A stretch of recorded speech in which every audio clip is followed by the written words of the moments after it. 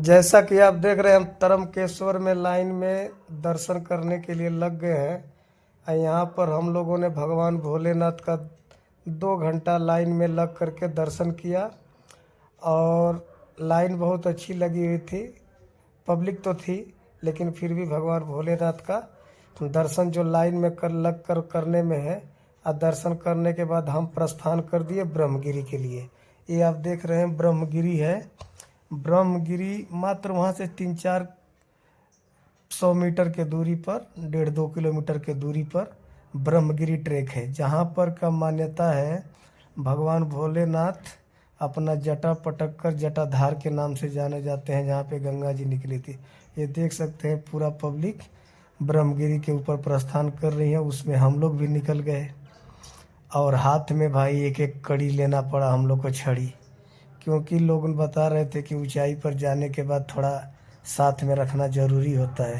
तो हम लोग टोटल 6 लोग थे, उसमें से 4 ही लोग डिसाइड किया कि हम लोग डंडा लेंगे, काठी लेकर चलेंगे। देख सकते हैं जैसा कि ऊपर का नज़ारा बहुत ही सुंदर लाजवाब था। कुछ लोग तो ऐसे खड़े थे जैसे कि वापस जा रहे हों, लेकिन बाद में पता चला कि नहीं, अभी ये लोग आधा मंजिल पे आए। फिर हमको रास्ते में एक कुत्ता मिला।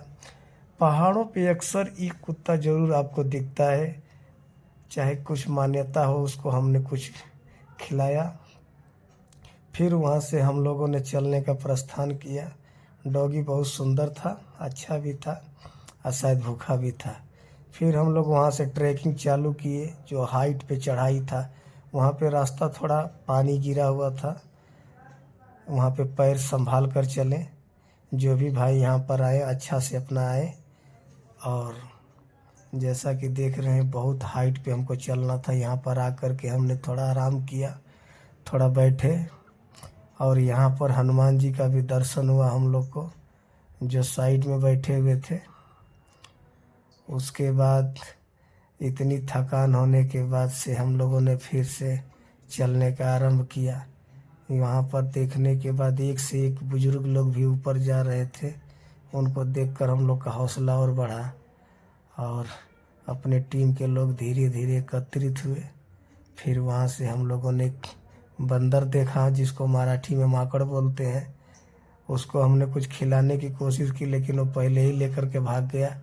फिर हमारे एक दोस्त ने उनको बिस्किट खिलाया, फिर दूसरा दोस्त भी खिलाया। समझ में आया कि भाई बंदर भूखे हैं, किसी को काटेंगे नहीं।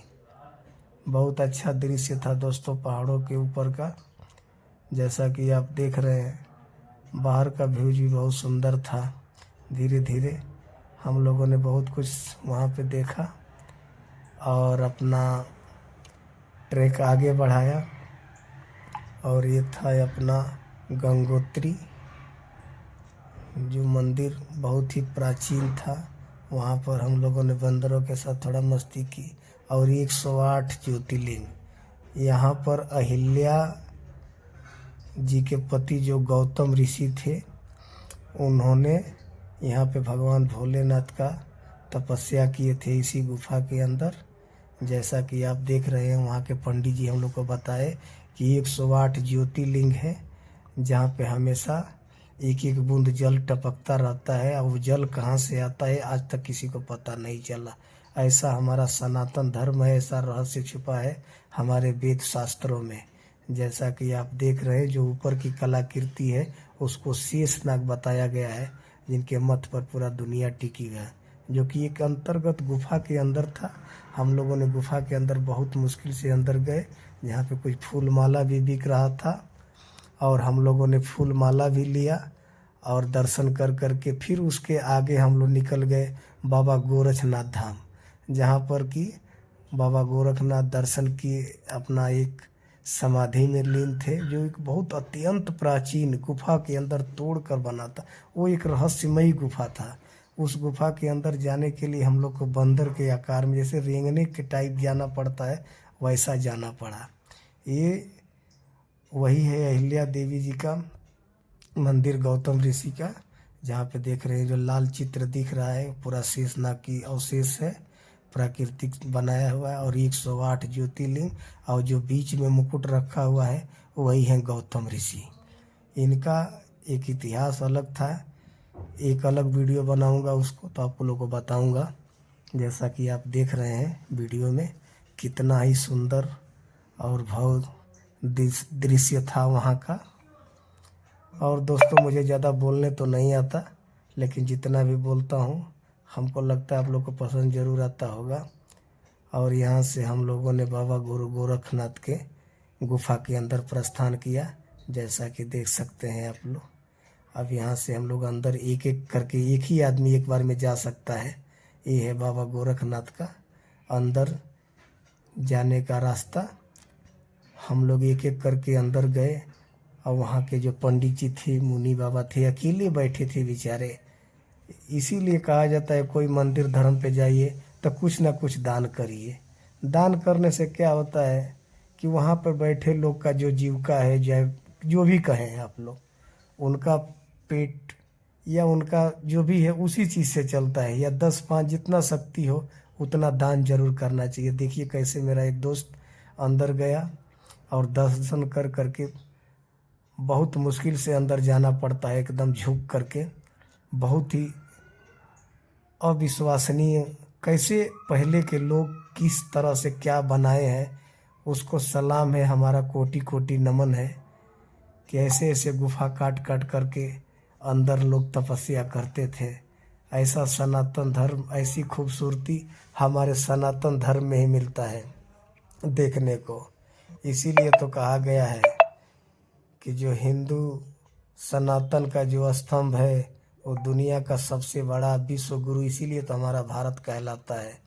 यहाँ पर किसी भी प्रकार का जोर जबरदस्ती नहीं, सब धर्म समान है।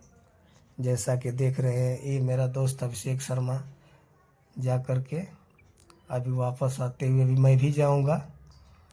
देखता हूँ मेरा रिकॉर्डिंग में आता है कि नहीं, लेकिन कोशिश करूँगा कि मेरा भी रिकॉर्डिंग दिखे भाई।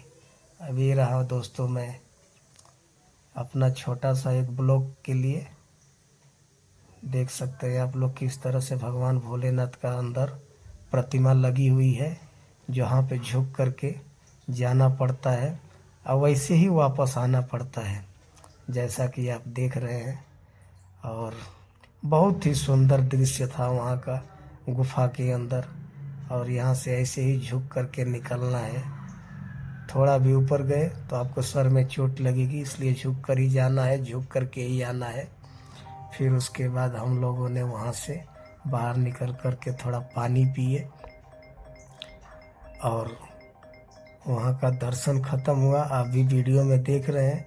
वहाँ जाने के लिए बहुत ही सुंदर, सहज, थोड़ा कष्टाई तो रास्ता लगता ही है, लेकिन भाई क्या करें, चलना ही पड़ता है, तभी तो जाकर मंजिल मिलती है। किसी ने सच ही कहा है कि ऊपर वाले तो ऊपर ही बसते हैं। वैसे तो अपने हृदय में भी भगवान खोजेंगे तो आपको ज़रूर मिलेंगे। लेकिन ये बाहर का दृश्य देखिए कितना सुंदर, एक छोटा तालाब, छोटा छोटा गांव, ऊपर से छोटा छोटा, नीचे से देखने में बड़ा बड़ा बिल्डिंग था भाई। अब यहाँ पे हम लोगों ने अपना सब सामान लिए और आगे के लिए प्रस्थान किए। यहाँ से देखिए एक लड़का रास्ते में पड़ा था, उसको बंदर पकड़ लिया था। कुछ तो उसके पास था नहीं, उसको छोड़ भी नहीं रहा था, बार बार उसका हर पॉकेट को चेक कर रहा था, जैसे कोई आयकर विभाग या इनकम टैक्स वाले रेड मारते हों। लेकिन बंदर बहुत लाजवाब था, बहुत खूबसूरत था, बेचारा किसी को क्षति नहीं पहुंचा रहा था, शायद ये भूखा हो, इसलिए बार बार उस लड़के को पकड़ रहा था और उसको छोड़ नहीं रहा था। फिर हम लोगों ने उसको कुछ खाने को दिया, तब जाकर उस लड़के को छोड़ा। फिर वहाँ से हम लोग आगे बढ़े। आगे बढ़ने के बाद एक और व्यूज पॉइंट था एक मंदिर का, वहाँ पर भी हम लोग गए और देखे कि ऊंचाई पर किस तरह से बंदर चल रहे हैं पहाड़ों के ऊपर। इनका भाई एक चलने का तरीका ही अलग है। देख लीजिए किस तरह से एकदम स्लीप पहाड़ है, बहुत हाइट पे, उस पे ये लोग चल रहे थे। तो यही कहा जाता है कि हनुमान जी का भाई अवतार हैं। इन लोग के लिए तो भाई पहाड़ क्या, जंगल क्या, क्योंकि यहीं के वो राजा हैं, जैसा कि आप देख रहे हैं। उसके बाद हम लोग वहाँ से दर्शन कर कर के वापस आए। अब धीरे धीरे नीचे उतरना चालू किए। उतरते समय तो ऐसा लग रहा था कोई हमको धक्का मार रहा हो, लेकिन आराम आराम से नीचे उतरते हुए हम लोग आए। उसके बाद से अपना पार्किंग ढूंढते रहे किधर में हमारा पार्किंग है, क्योंकि हम लोग जाते समय जिस रास्ते से गए उतरते समय वो रास्ता थोड़ा सा हम लोग चेंज हो गया, पता ही नहीं चल पाया।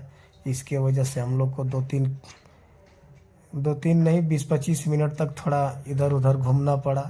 तब जा कर के पता चला कि यहाँ से जो रास्ता गया है वो अपना पार्किंग के साइड जाता है, जहाँ पे हम लोग गाड़ी पार्क किए हैं। ये हम लोग अब नीचे के स्तर पे आ गए हैं और यहाँ से एक हम लोग को खूब सुंदर तालाब दिखा, कुंड जैसा, जिसके अंदर पानी बहुत ही साफ और स्वच्छ था। और यहाँ पर आप कोई भी आए कचरा ना डालें।